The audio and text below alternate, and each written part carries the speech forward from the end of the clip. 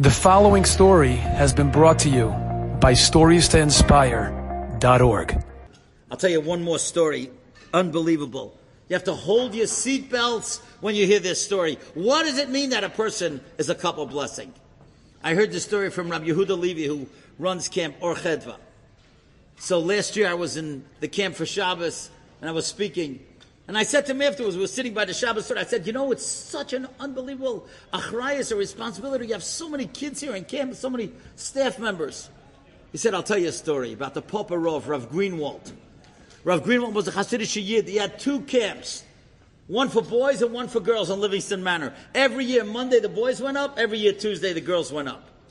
When he got older, he announced to his Gabbai, this year, I want the boys to go Monday morning and the girls to go Monday afternoon.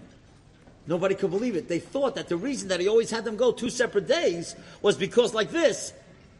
In case a boy got late and a girl came early, there wouldn't be any problems, boys and girls. But, nobody's going to ask a Rebbe why he does, except there's always that one chassid who does. So this one chassid goes over to the Rebbe, says, Rebbe, I hope you don't mind my asking, but why'd you change your mind? We've been doing it for years. Listen to what the Rebbe said.